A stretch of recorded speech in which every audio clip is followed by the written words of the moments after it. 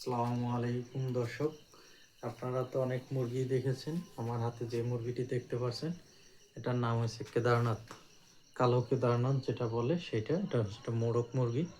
তার মোরগ তো দেখলেই বুঝতে পারছেন, কানের লতি, মাথার বোল এবং এর ডাক। কেদারনাথ মুরগির প্রধান বৈশিষ্ট্য হলো এটি প্রধানত তার শরীরের মাংস এবং পায়ের পায়ের রং সম্পূর্ণ কালো হবে এবং ভিতরের যে মাংস তাও কালো হয়ে থাকে। এই যে দেখেন কালো কালো। আর সচরাচর যে মুরগির ইয়েগুলো থাকে সেগুলো সাদা হয়ে থাকে। কেদারনাথ মুরগির আরেকটা বৈশিষ্ট্য হচ্ছে এর আকার অনেক বড় হয় না। এরা 2 থেকে 3 কেজি ওয়েট হয়ে থাকে। এটা একটি প্রাপ্তবয়স্ক মোরগ। এটি বর্তমানে ওয়েট আছে 2 কেজি 300। কেদারনাথ মুরগির আরেকটি বৈশিষ্ট্য হচ্ছে এরা ডিম পাড়ে এবং মাংসের চাহিদা অনেক এবং সহজে পালন করা যায় মুক্ত অবস্থায়, আবদ্ধ অবস্থায়। শৌখিন জাতের মুরগি যারা আপনারা চাষ পালন করতে চান তারা চাইলে এই কেদারনাথ মুরগিটি পালন করতে পারে।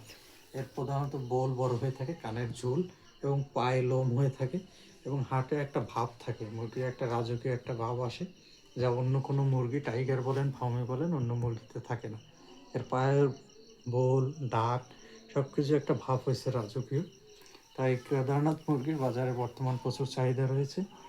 আর এটি প্রধানত অল্প বয়সে এটি ম্যাচিউরড হয়। অল্প বয়সে এর বোল, কানের লতি এবং ডাক এবং তার ভাব থেকে আপনি চিনতে পারবেন এটি পুরুষ না মহিলা। তো আরেকটি কেদারনাথ মুরগির একটা হয়েছিল, এগুলো শৌখিন জাতীয় মুরগি, তো তাই প্রতিকূল আবহাওয়ায় একটু রোগ বা ভাইরাসজনিত সমস্যা এগুলো বেশি আক্রান্ত হয়।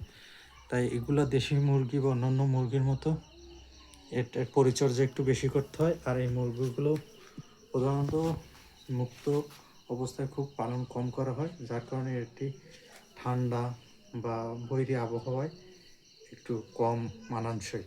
তাই আপনারা যারা কেদারনাথ মুরগি পুষবেন অবশ্যই নিয়মিত টিকা এবং ভাইরাস সংক্রমণের বিভিন্ন মেডিসিন এবং সঠিক তাপমাত্রা এবং সঠিক পর্যবেক্ষণে ওরে রাখতে হবে। ঠান্ডা বা প্রতিকূল আবহাওয়া এই মুরগির জন্য ক্ষতিকর।